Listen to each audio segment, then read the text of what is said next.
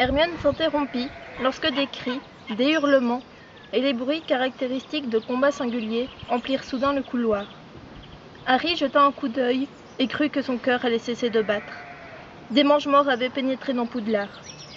Fred et Percy venaient d'apparaître, reculant vers eux, tous deux aux prises avec des hommes masqués et encapuchonnés. Harry, Ron et Hermione se précipitèrent à leur rescousse.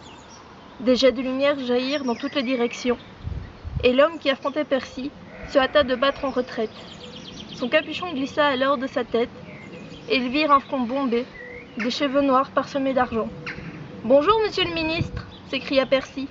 Il lança un maléfice droit sur Thicknesse, qui lâcha sa baguette et crispa les mains sur sa poitrine, visiblement très mal en point.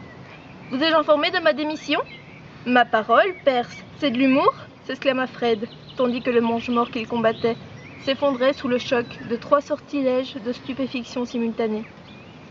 Thicknesse était tombé par terre, et de minuscules piquants jaillissaient sur toute la surface de son corps.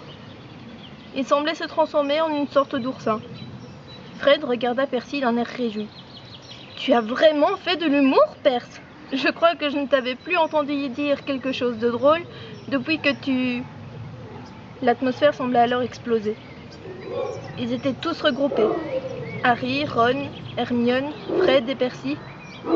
Les deux mange-morts à leurs pieds, l'un stupéfixié, l'autre métamorphosé. Et ce fut en cet instant précis, où le danger paraissait momentanément écarté, que le monde éclata en morceaux. Harry se sentit catapulté dans les airs, se protégeant la tête de ses bras, et ne put que serrer le plus étroitement possible cette mince tige de bois qui constituait sa seule et unique arme. Il entendit les cris, les hurlements de ses compagnons, sans le moindre espoir de savoir ce qui leur était arrivé. Autour de lui, tout n'était plus que douleur et pénombre. Il était à moitié enseveli sous les décombres du couloir qui avait subi une terrible attaque. Un courant d'air froid lui indiqua que le flanc du château était éventré, et la sensation de tiédeur poisseux sur sa joue signifiait qu'il saignait abondamment. Il entendit alors un cri déchirant qui lui remua les entrailles. Un cri qui exprimait une souffrance que ni le feu, ni aucun maléfice ne pouvait provoquer.